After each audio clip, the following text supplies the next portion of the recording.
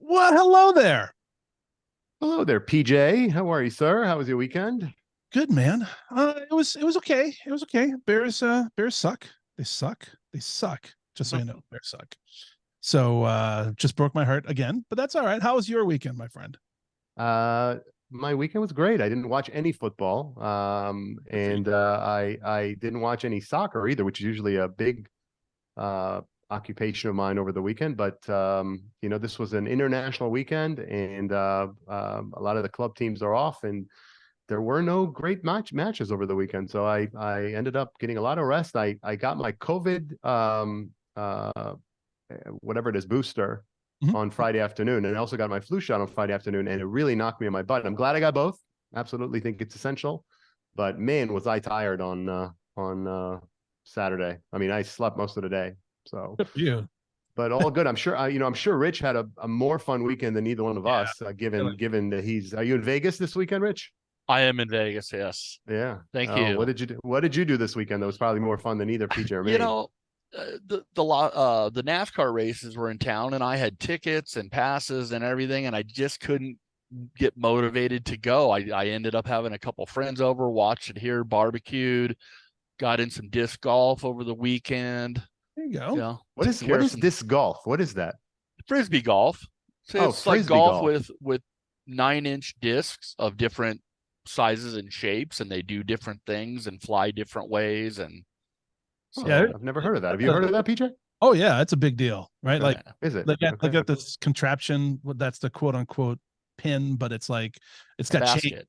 Yeah, it's a basket. It's got chains hanging, so it catches the disc, and that's cool. I mean, these people are talented. I can barely catch a Mm. frisbee, let alone play golf. So It's funny thing is it's been around for 30, 40 years, and it's weird because we have 8 courses in Vegas, and we used to go all the time. Just we pretty much knew everybody. Then when COVID hit, people were starting to discover outdoor activities, so all of a sudden more people started playing, especially here. So, but it's good. A that's lot of very cool. lot of fun.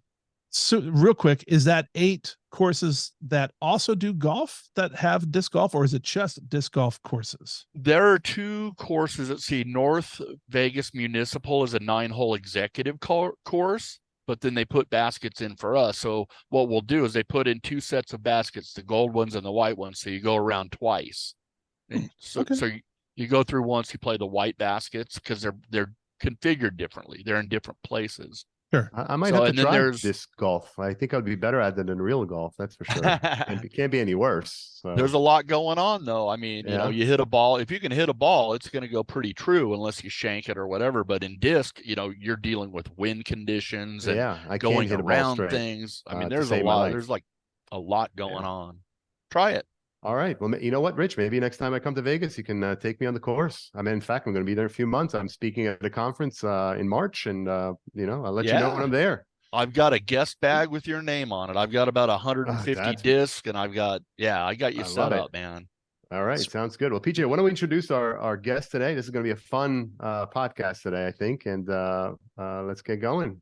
Absolutely. Well, our guest today, if you haven't noticed, is the fabulous Mr. Rich Hopkins, dubbed the King of Extreme.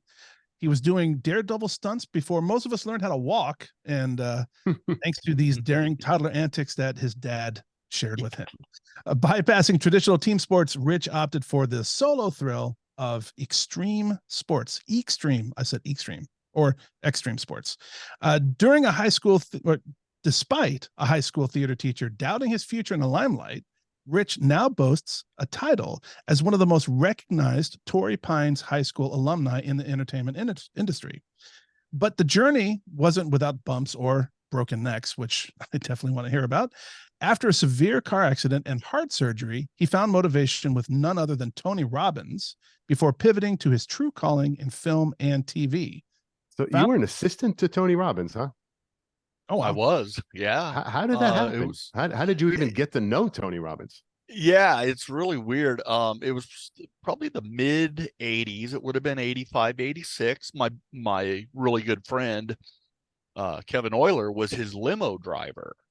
And, he's like, oh, they need some help, like, in the office in La Jolla. Robbins Research Institute is what it was called. I'm not sure if it still is. And so I was in charge of sending out the PTS kits, the personal training system. So they would get orders in, I'd fill the orders, send them out.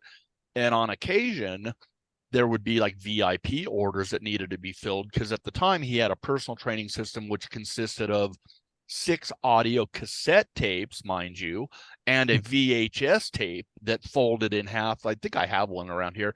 And then he had his book had just come out called Unlimited Power. So every once in a while there would be a request from Ronald Reagan, for Tony's book. So I get together all the stuff that he needed to sign for VIPs, go up to the castle in Del Mar. He had his castle up there, probably still does, and have him sign the stuff he had to, talk a little bit, maybe shoot some pool. And I actually had the opportunity. I took his kids surfing a couple times, and All right, that was that's great. Yeah, it was wild. All right. Well, PJ, I didn't mean to interrupt you. I just thought that was kind of wild. Well, catching up to Rich and what he's doing today, he's the founder and president of Thrill Seekers Unlimited. Rich is where he's not only blazed trails in extreme sports, but he's been bringing stunts to the silver screen for over 35 years. As an actor, stunt performer, and a coordinator, Rich has taken part in hundreds of films, television shows, and commercials. He's acted in films like Sympathy for the Devil alongside Nicolas Cage and Boneyard alongside Mel Gibson. He's an actor and a stunt coordinator for the new movie Hollywood Heist, featuring Alec Baldwin and Mickey Rourke, and oversaw safety and some of the stunts for the recently released movie Back on the Strip with Tiffany Haddish, Kevin Hart, and Wesley Snipes. He even once defied gravity as Spider-Man on a 1,000-foot skyscraper descent. I'm assuming that's outside, because I've done it inside, but it's probably more captivating outside. And about 25 years ago, which my wife will be very interested in this because she's a romance author, Rich was Fabio's stunt double, which actually was my old job. I don't know how you took that from me. We'll post a photo of the two together after in our social media account, so you can see how much they actually look alike. Rich has also they do. That was a wild photo. I gotta say, I did a double take. It's very cool. Yeah. I was a stunt double for all the at night shots of Fabio. Rich was also has also coordinated stunts on dozens of elite musical acts, including U2, Imagine Dragons, and Celine Dion.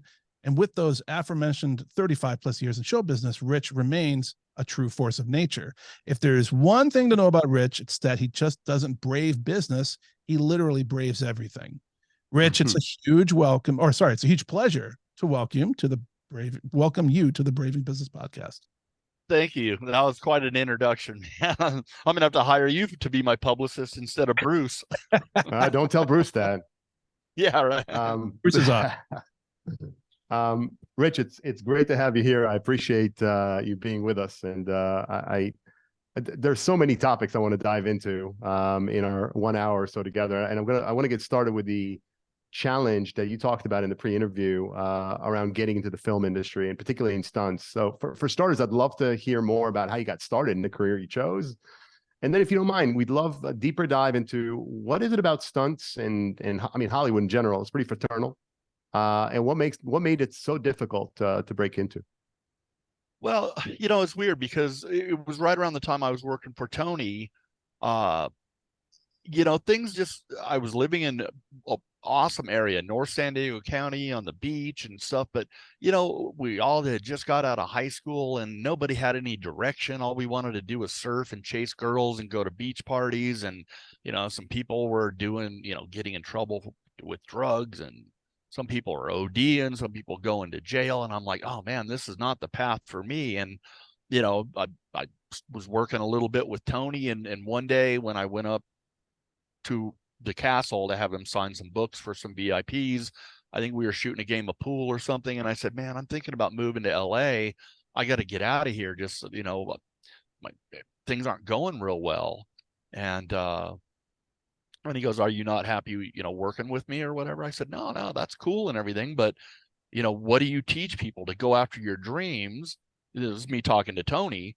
And I said, to be honest, my dream isn't to work for you. I want to do something else. And he goes, I appreciate that. And I'll go ahead and flash forward real quick. I ran into him about 15 years ago here in Vegas. He was hired to be the keynote speaker for Hewlett Packard. And my company was hired to do the grand, like the show opening. So we brought in a half pipe with skaters and rollerbladers. And during rehearsal, I saw Tony off to the side watching us, and I went over and reintroduced myself because I had longer hair and tattoos and stuff. And we started talking. He goes, "You look familiar." And I told him who I was, and he's like, "Oh, congratulations." I gave him one of my media packets, and he was like, "Wow, this is really cool." So that was fairly motivating. Yeah. So what is it? What is it about the stunt business that makes it so difficult to break into? Well, I moved up to LA with not a lot of direction. I didn't really know what I wanted to do up there. I just wanted to get away from the situation I was in with all my friends getting in trouble. I got a job at a talent agency on Hollywood Boulevard, which is the old Masonic building, which I think is where Jimmy Kimmel shoots his show. So I was basically answering phones and sending out submissions for the agents and all that. And I met some of the photographers that they worked with, and I said, "Hey, man," one guy's like, "Hey, if you send me some extra work, I'll shoot you for free." Next thing you know, I've got headshots, and I'm submitting myself on stuff, and I'm ending up on sets and completely green, not knowing anything about the business, not knowing anybody in the business. I just became a sponge for knowledge, and you're doing extra work. This was 35 something years ago. And, they try to hold all the extras in one little area, so they're out of the way. And I would kind of meander on out, and I'd be watching what everybody's doing. What's that guy doing? What's that guy doing? I just wanted to learn. And next thing I had other opportunities and started getting cooler roles and all that. So that was the start. The word that comes to mind, sorry, PJ, I know it's your question, but just a quick comment. I think the word curiosity comes to mind, right? It sounds like you were just a sponge. You really wanted to learn everything you could learn, and you felt that by being exposed to as much variety as possible, you'd find the niche that fit your goals and dreams, it sounds like. And I think that in general, to those of you in the audience who are beginning a path, curiosity is always a really, really important component of the journey. Absolutely. PJ, it's all you, man. Sorry to interrupt. No.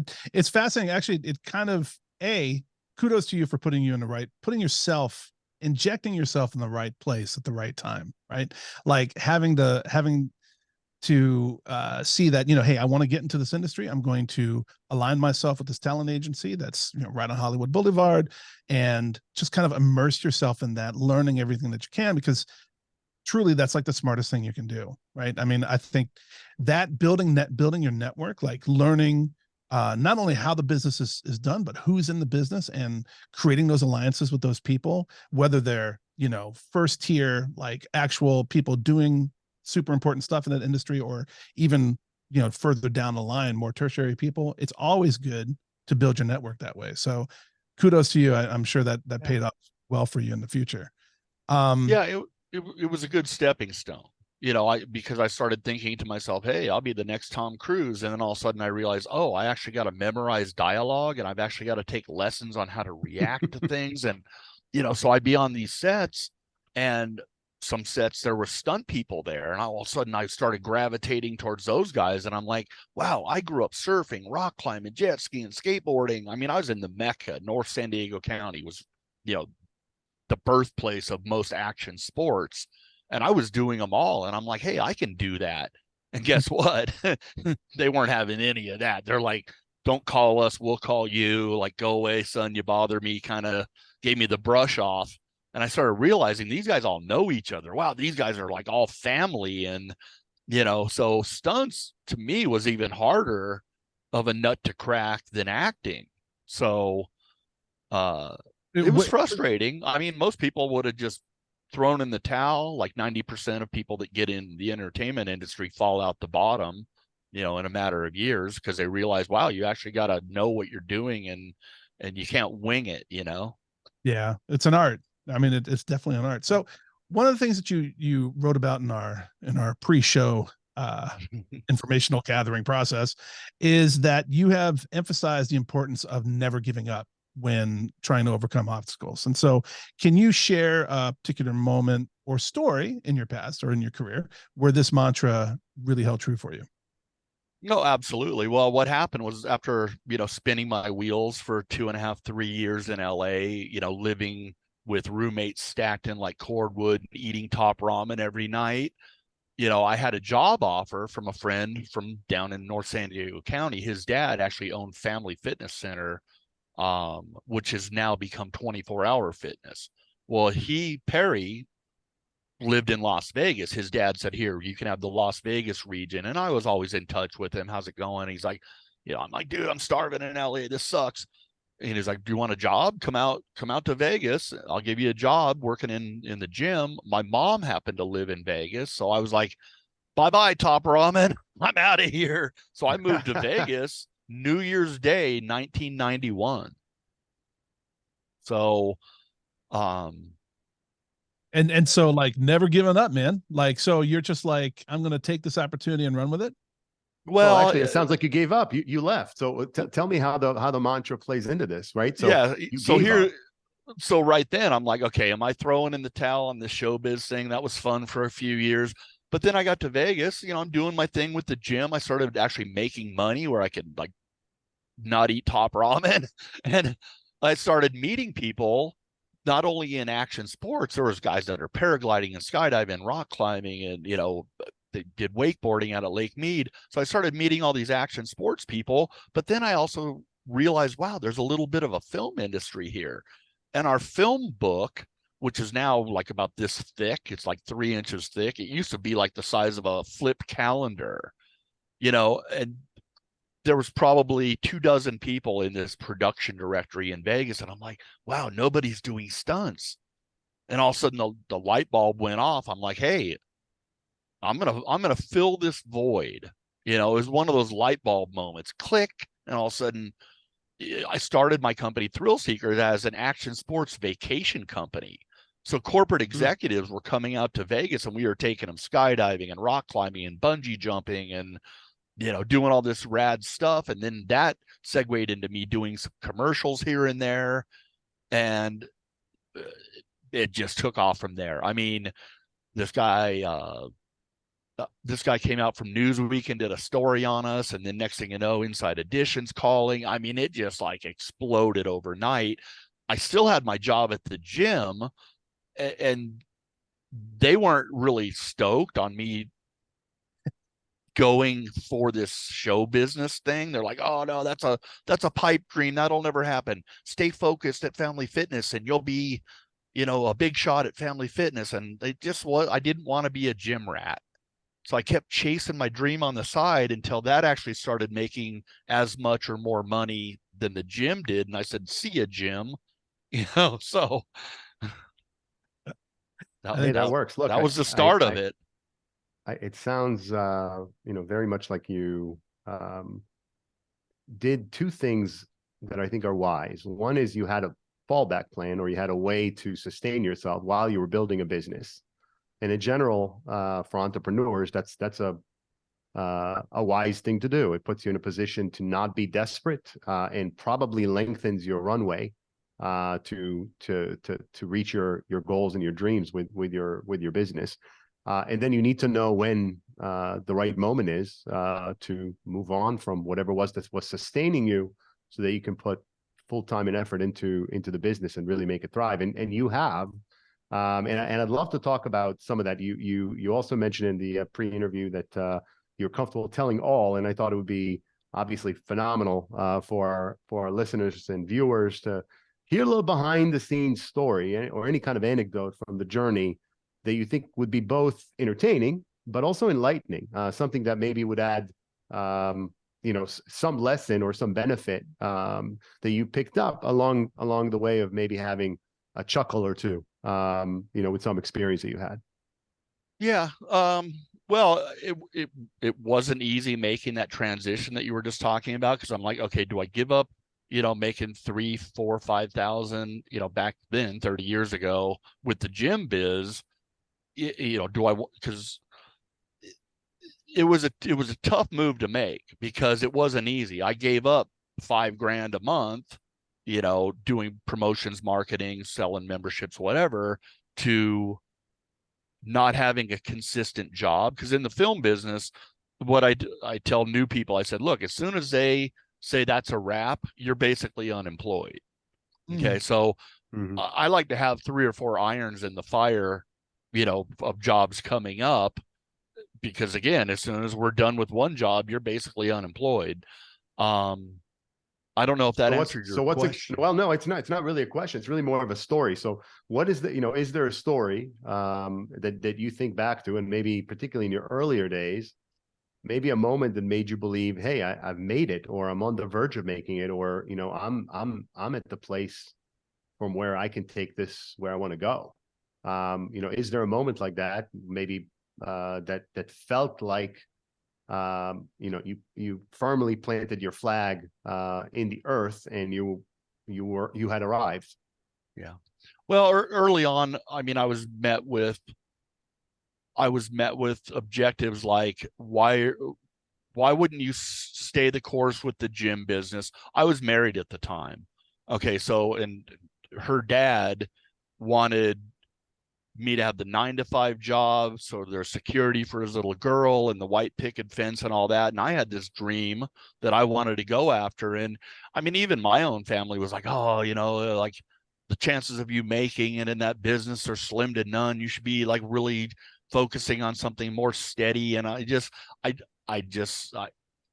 didn't listen. I mean, I listened, but I didn't believe it. I believed that I could do it. So I just set the course, and I'm like, I'm just not going to give up. I'm going to go down with the ship if I have to. And somehow I just, I played my cards right. I came at business from integrity and safety, as far as being a stunt coordinator and stuntman and all that.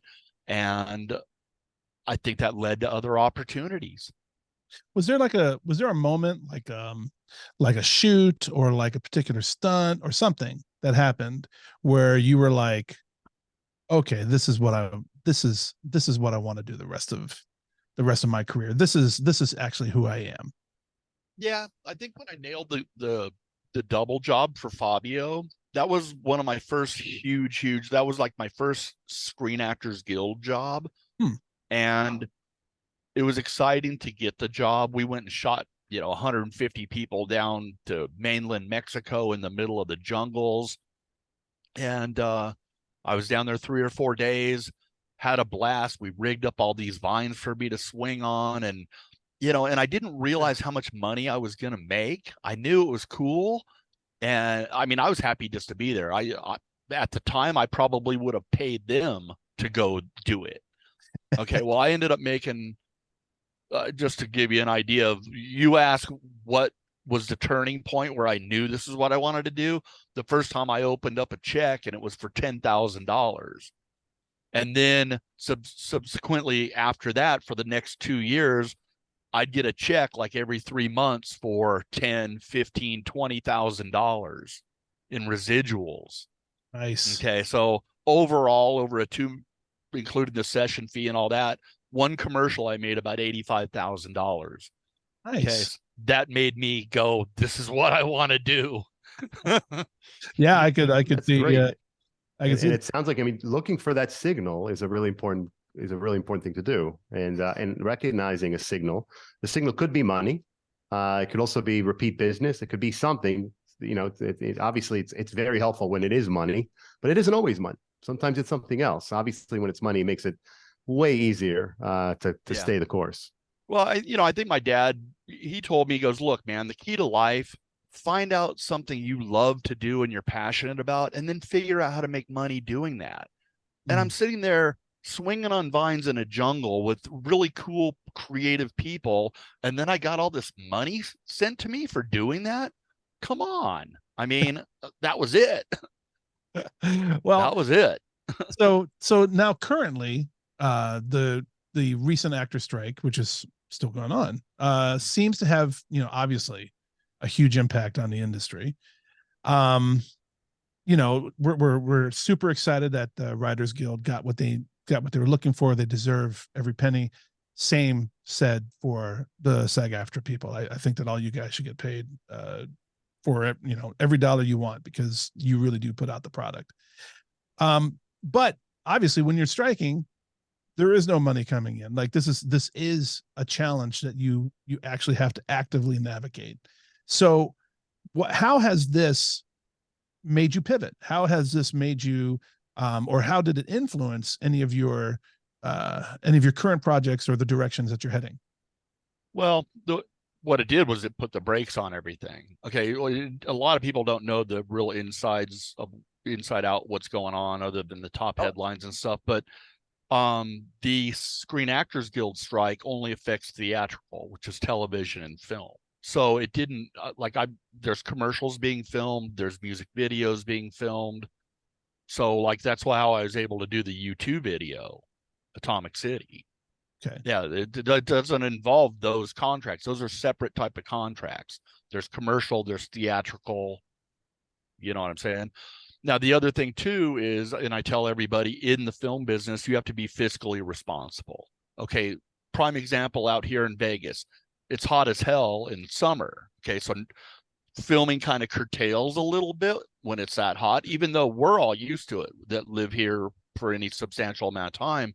It's the LA, New York producers and their crew that come out here. Next thing you know, I'm telling my medic, keep pumping electrolytes into those guys. And they're like, oh, we're not thirsty. And I'm like, keep guzzling, guzzle. So it gets hot out here, so it slows down. Okay. Then in the film and TV industry, we have what's called holiday hiatus.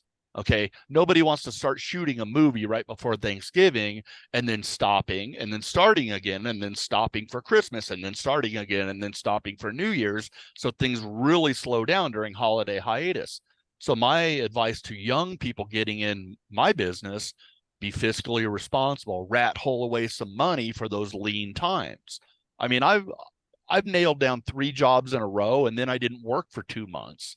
That's just the nature of the business. So you've got to be able to carry yourself through those times, you know, and keep yourself going. And to the question that PJ raised, I mean, I think, you know, the reality is, I imagine you didn't anticipate the strike occurring. It perhaps was contemplated or thought of, but obviously everyone hoped it would be avoided. Then it's reality.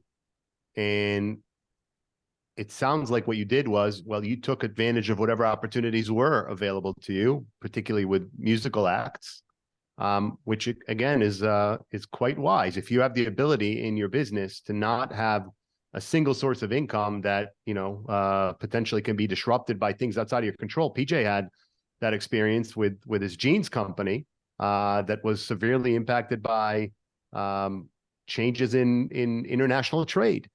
These things happen. These things happen.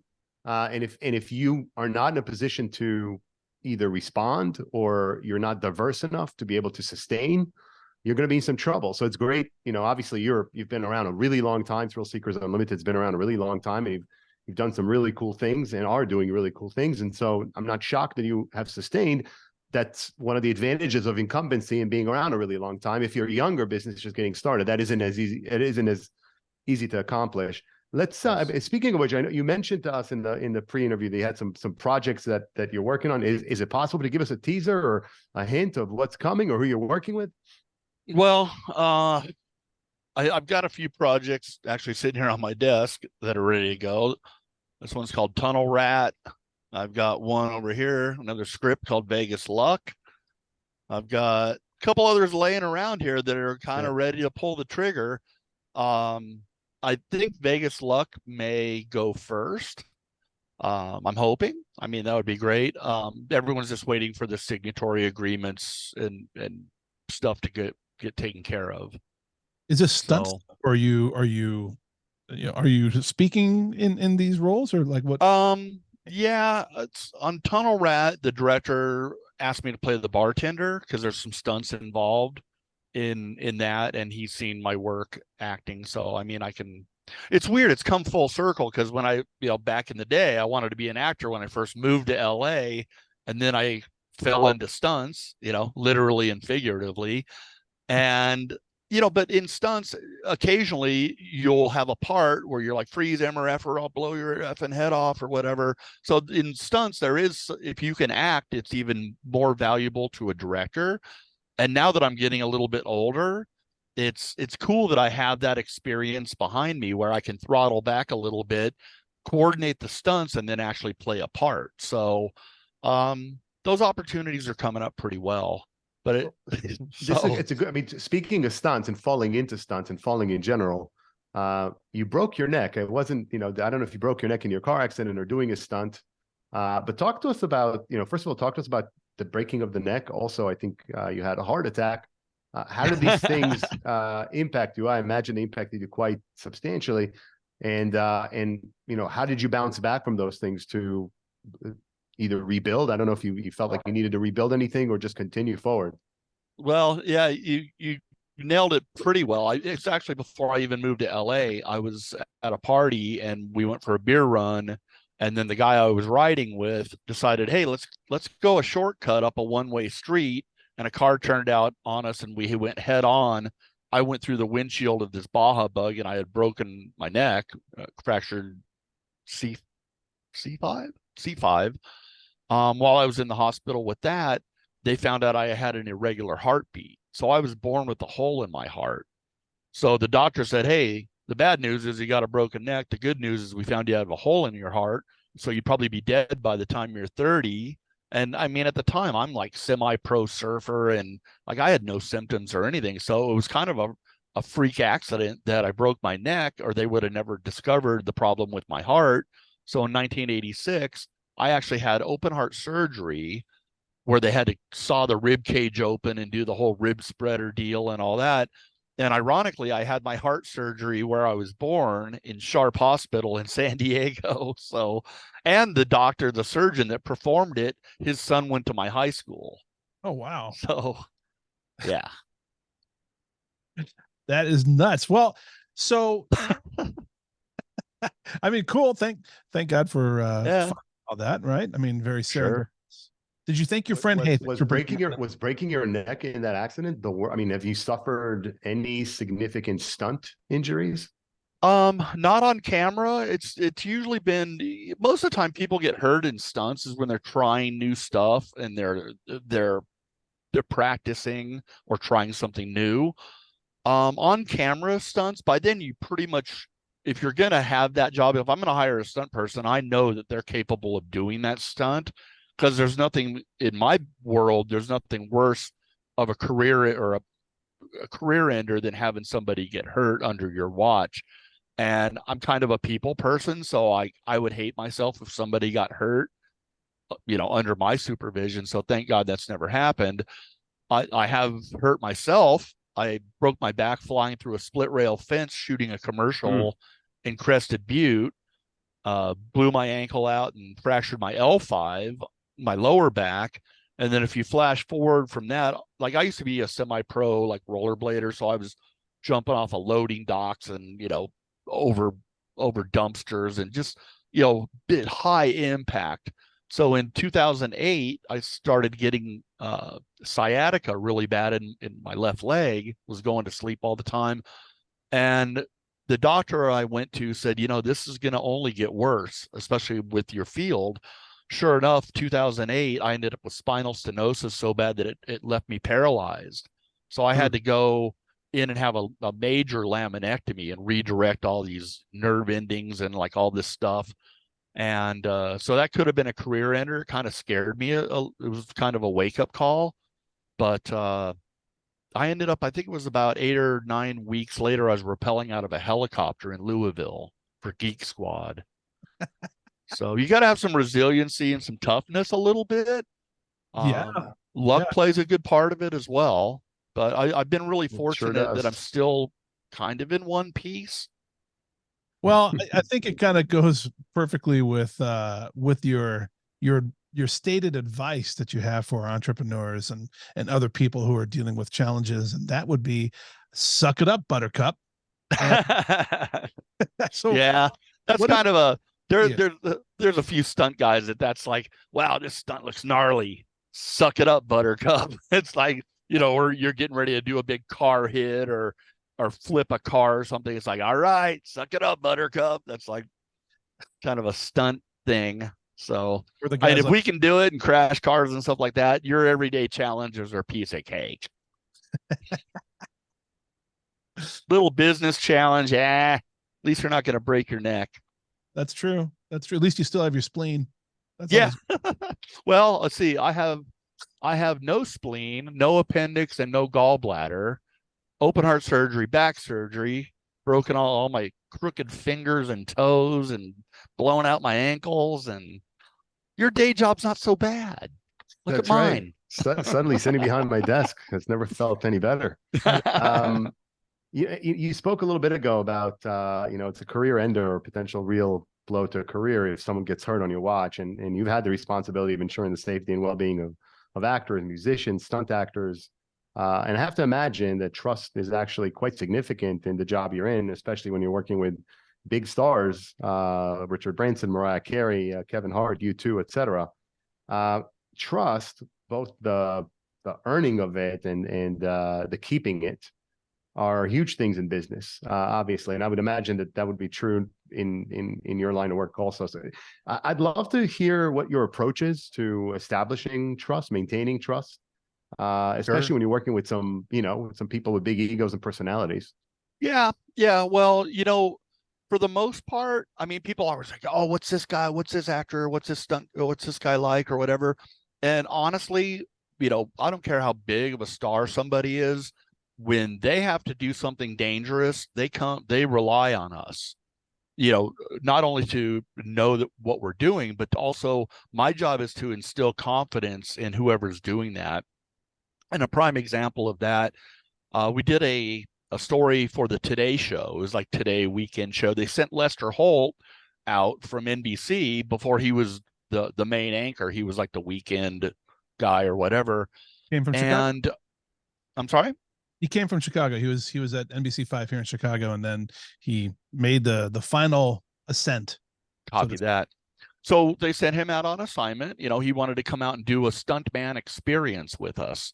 And there's video somewhere around my website. And he did everything pretty cool. We had him on a zip line. We did a couple little fight choreography with him and stuff. But the one thing that he told me straight up, he goes, I don't know if I can do this. We had a lift there and I had my airbag. And he's like, man, I am deathly afraid of heights. He goes, I do not think I can do this. And I said, looked at him right in his eyes and I said, yes. Did you say, suck it up, Buttercup? I No? didn't. I didn't give him that one. But see, and what's weird is I didn't realize it till after we were done shooting that I actually had done some NLP back in my Tony Robbins days, because when I worked for Tony, not to go all the way back to that story, but I had the opportunity to meet other motivational speakers like Jim Rohn, who was his, mentor, and, other Zig Ziglar and Brian Tracy. And so not even knowing it, I had this ability in my mind I don't know if you know too much about Tony, but his whole thing is NLP, neuro linguistic programming. Okay. Mirroring, matching, building that rapport.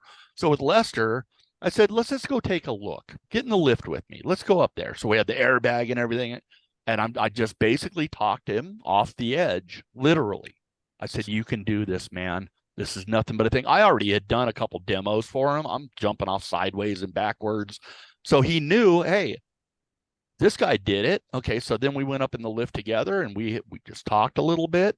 Next thing I know, boom, he's off that lift right into the airbag. And he was probably, I could feel his sense of achievement. And I felt good that I actually got him to do it. And he had accomplished his fear of heights. So it felt good. Cool. So you build trust by like basically getting yourself in the same shoes as the other person and getting, kind of like an eye to eye, like, hey, this is something that we can do. I can do this. I've done it before. Let me show you. I think it's cool. Very cool. Yeah. No, I mean, Tony used to use the firewalk as a metaphor, overcoming fears. Oh, I'm going to walk on hot coals. How come I can't close that business deal? Kind of the same type of thing. But again, these, I hate the word celebrity, but these well-known people, Our job is to make them look good. So we're their best friend on set, whether we're doubling them or we're creating an action scene that supposedly is them. They love us, man. I mean, we're playing Frisbee golf with them on set or throwing a football around. And, I like to build that rapport with the talent. If they trust us, if they trust us that we know that we're doing, they're going to have more confidence in themselves, and they're going to know we have their back. So, I mean, same thing with Celine Dion. We shot a video called Taking Chances, and I had a guy, a male. I didn't have any really great female riders at that point, but one of my guys was doing a straight up wheelie on a street bike coming down a runway, and his job was to slide the bike right in front of the camera and then stop. And then it was putting Celine in. It was supposed to be her wheeling down as a secret agent or whatever. So then she comes over and she's like, Richie, come here. Show me how to get off the motorcycle. I want to look cool while I'm doing it. So like she had her fling her leg Apparently up over, he does impressions too, helmet PJ. off We didn't and know get that the wasn't in hair the show going. notes. Yeah, I know. Uh-huh. I told you, like when we start talking, man, I get all over the place. So keep me focused. I love it. No, not at all. Actually, I'm enjoying the breadth of topics we're touching. Well, you haven't Great. got the hook yet, so I'm doing all right, I guess. That's Not right. at all. Not at all. So in general, I mean, is the angle that you take, because as I was thinking of the Lester Holmes story, it sounded like you, I don't want to say, it wasn't that you put him at ease through calming him down. It was almost like you said, look, you can do this. It was about building him up, as opposed to calming him down. And I don't know whether those two things are different. In my mind, they are. How can you tell what people will respond to? I mean, is there something, and obviously Tony Robbins is, as he said, is a lot of body awareness of the other person. How much of that comes into play for you still? I mean, are you still using some of those skills today to get a measure of the people in front of you? No, I mean, yeah, it's mirroring and matching and building that rapport where the person doesn't even realize you're doing it. Like if I'm sitting there having a talk and I don't even realize I'm doing it because I've been doing it for so long, I'll be having a conversation with the director on a shot. I'll reach up and grab his shoulder while we're talking. Okay, right then, that's a trigger. That's a tag. What you're conveying to him, and then you touch him while you're conveying that lets them know there's a connection there. And so I got you. I don't even think about it. Like even just getting my own stunt guys pumped up for a scene, we'll get together, we'll huddle, have a little prayer. Okay, we're going to keep it safe. Everyone cool. Boom, boom, boom, boom. Let's do it. So I'm not even conscious that I'm doing it. Yeah. Oh, I'm sorry. Yeah. No, not at all. I was just going to say, I mean, I think that you touched on a skill that I think is, we hadn't talked about yet on the podcast. And I think is one of the most valuable skills for an entrepreneur is learning how to mirror. Can you help people understand what that means? What is mirroring, Rich? Well, basically most people have their guard up. Okay. Imagine they're like this. Okay. So if I'm talking to you and you're sitting there like this, well, I'm going to casually just cross my arm. So I'm mirroring what you're doing. And then all of a sudden you're going to be like, hey, their brain's going to be like, wow, he's doing that. You make people feel more comfortable if you're doing like gestures. If you got somebody that's spazzing out and they're like, oh, wow, you've got to mirror that image. Oh, dude, that's a great idea. Oh, that makes them feel comfortable. Okay. Now, like I'm not going to come in guns a-blazing. Right? There's always some people will tell you that they feel that they are at a risk of being exposed. That if you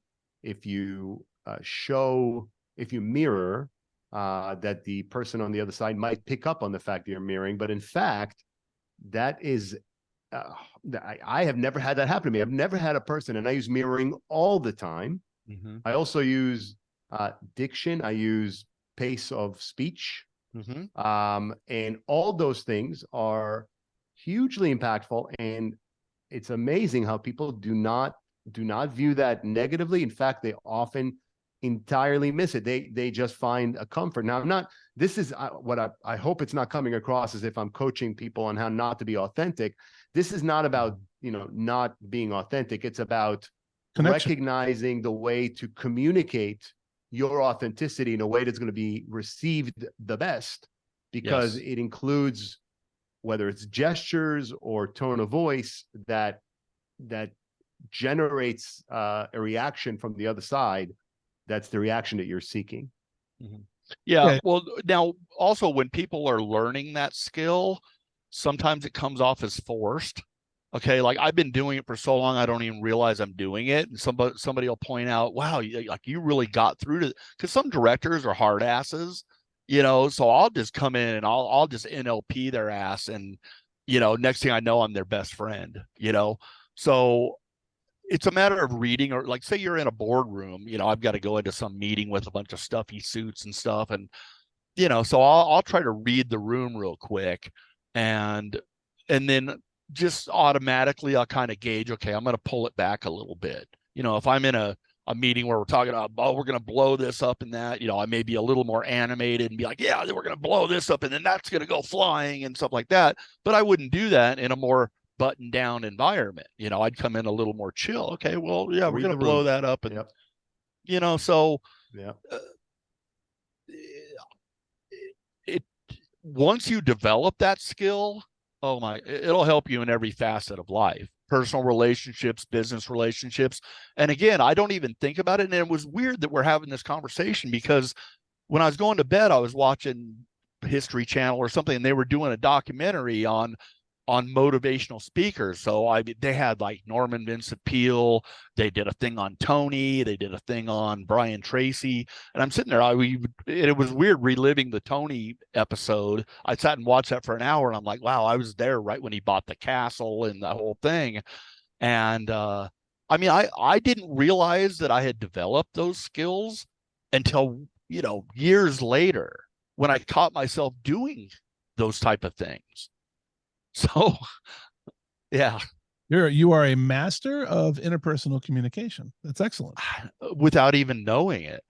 I mean, I don't consider myself that, but I think I'm pretty good at communicating with people. Yeah, I think it. I think it's second nature. So I think you don't have to work as hard at it at this point, because it's second nature. Your success speaks volumes about the fact that you are able to earn people's trust. And given what you do, my goodness, I mean, you're arguably putting people's lives at risk if you don't do your job well. And that is something that requires a whole lot of ability to connect with other human beings and put them at ease. Yeah. Well, especially the way I look too. I mean, I got long hair and tattoos and all that stuff. So I would go into board meetings. I remember being flown to New York. Brut Cologne was launching some new cologne called Brut Actif. I don't know if that's a French way of saying active or whatever, but they wanted to pick my head, and they brought me in as a consultant, and I went in with this leather jacket on and hair down, and everybody was in suits. The women were all dialed in with their little business suits. And I sat in this room with all these suits, and we were having a brainstorming meeting, and I saw the reaction when I walked in. They were kind of doing one of these, like, who the hell is this guy?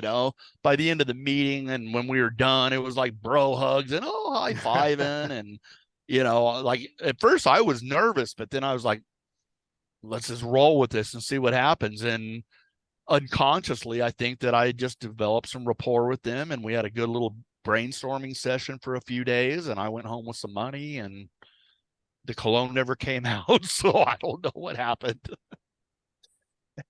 So with some of the work that you've done, Wesley Snipes, Alec Baldwin, all these, wonderful actors, but they've also gone through some crap, right? They've had some painful or embarrassing moments in their career.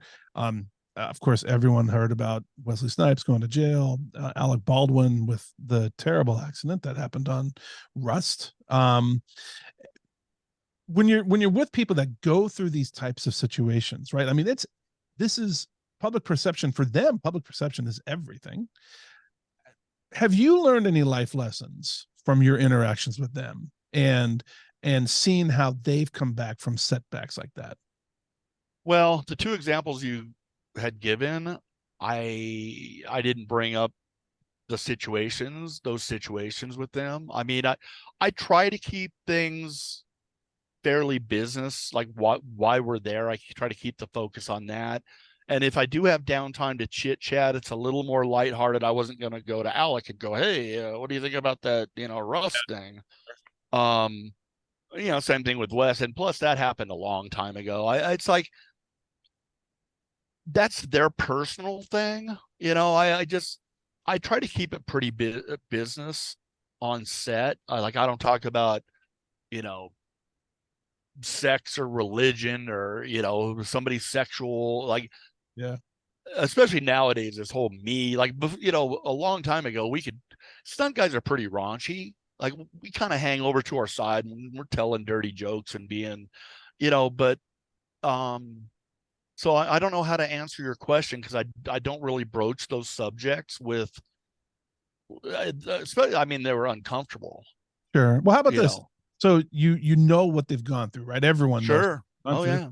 How did they seem to carry themselves? Were they more like, were they as engaging with their fellow compatriots that they're working with, or were they a little bit more secluded, or, what I mean? Like, did it seem like that was bothering them, or they're like pushing past it and they're like focused, being, focused on the business at hand?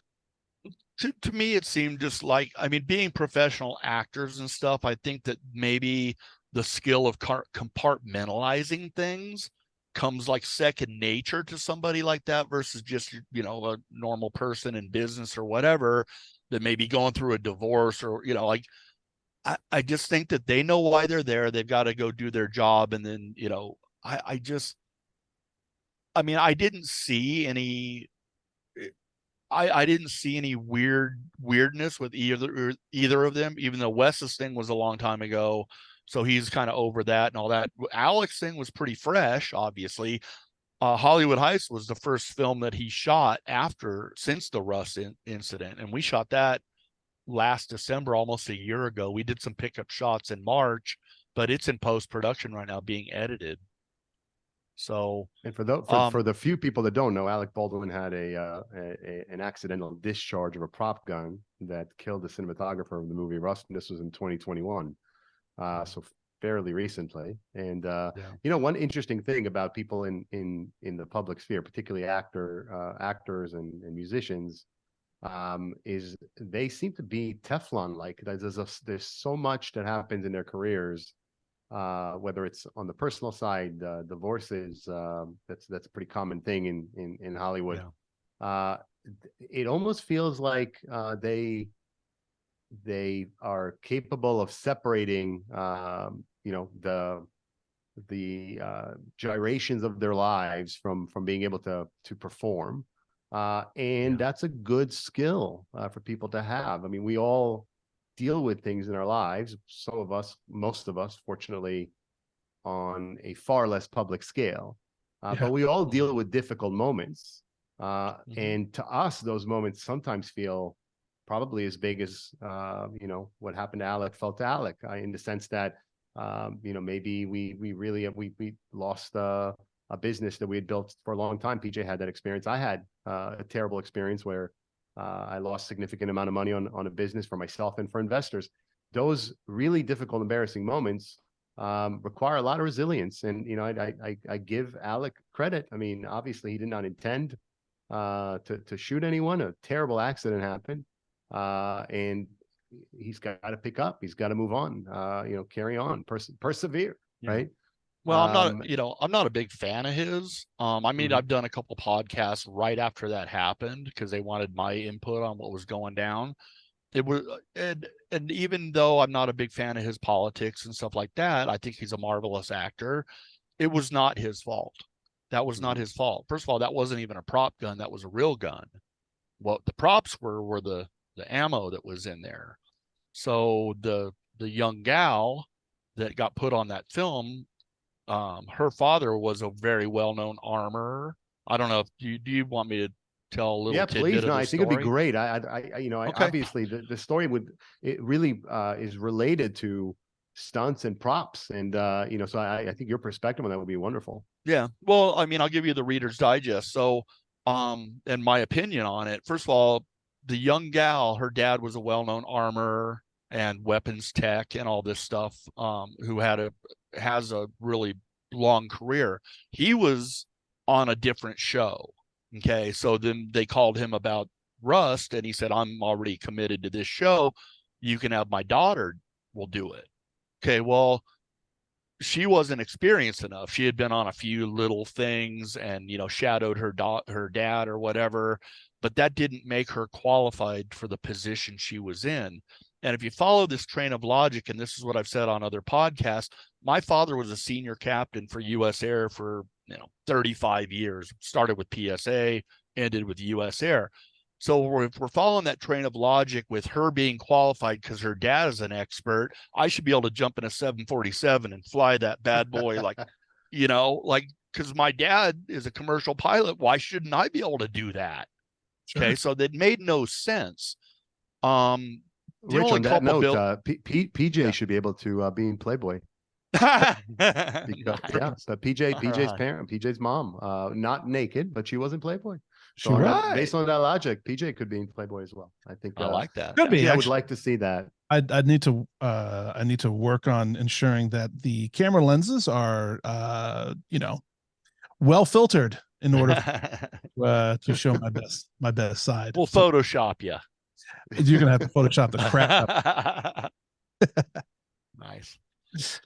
But I mean, yeah, please. I'm sorry. Continue.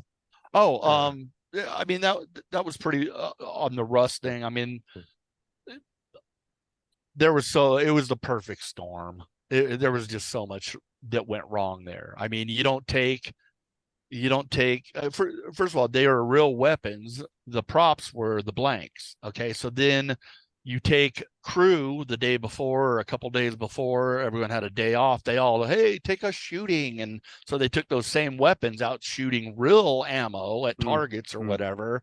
And somehow real ammo got commingled. Like your armor or cart should be separate from anything you do. That thing should be locked up and under supervision all the time. So, I mean, it was just a big mess. And I mean, when all's said and done, whoever hired her is probably going to be in trouble too for not vetting her. Because I know the vetting process I've got to go through if I'm on a substantial film or, music video with U2. I've got their lives in my hand in case they go flying off of this flatbed semi truck. It would be my ass. So, I know the vetting process I've got to go through. They're not going to let just some Tom, Dick, and Harry, work with one of the biggest bands in the world. So, there was a lot of mistakes made there, and we'll just leave it at that. I mean, the interesting thing about that is we know that sponsorship gets people hired, sometimes unfairly. Sometimes people get opportunities they don't deserve. Sounds like this woman didn't. In this case, it became, literally lethal. In most cases, it's just unfair. But, in general, I think the lesson there is, if you want to do anything, certainly anything that puts people's lives at risk, but anything in general that requires expertise, hire experts. When you look to cut corners or you look to save money or bring someone on just because they know someone or someone's family member, you're putting lives at risk in some instances, and in other cases, you're putting projects at risk, businesses at risk. It's always best to take the time and hire people that actually have the skills as opposed to just the last name. We're getting to our last few minutes, and we have a question we tend to ask all our guests, which is, if you had one piece of advice that you'd want to give someone and let's specifically talk about the industry that you are in, the movie business, the stunt business, you decide. But if someone was looking for one bit of advice from you, now you've been doing this 35 plus years, what piece of advice would you give them?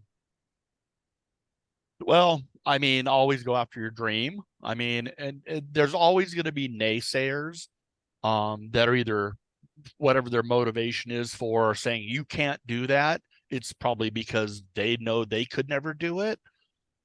So again, it's to me, perseverance pays off.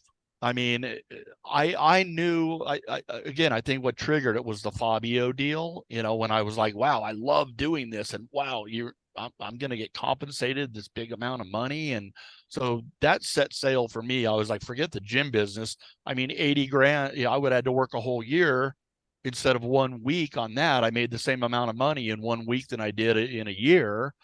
Never give up, man. Chase your dream. Go. Go, man, go. Suck it up, Buttercup. Oh, here's one other thing too. Learn how to be a rejection specialist. Okay. What does that mean? You Tell talked us more about you had that. you had a couple businesses that failed. Well, guess what? You wouldn't have been as successful as you are now if you didn't learn from your failures. Okay. I'm a big bio fan. I mean, I love biographies and stuff.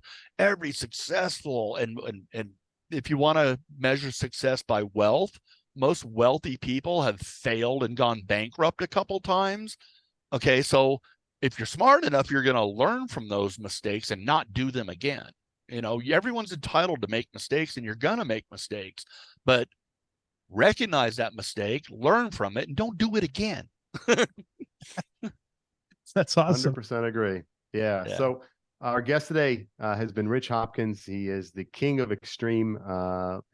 Pretty amazing story of a man who not only built a great business with Thrill Seekers Unlimited, but has also taken part in hundreds of movies, he's done music video, stunt work. And I mean, I don't know, I would just probably just retire as soon as I was Fabio's, you as well, PJ, probably should have done that given this was your old job. But you brought me I think after that, it does not get much better than being Fabio's stunt double, especially given how remarkably similar you guys actually looked. And we will post that photo on social media. That photo was astonishing.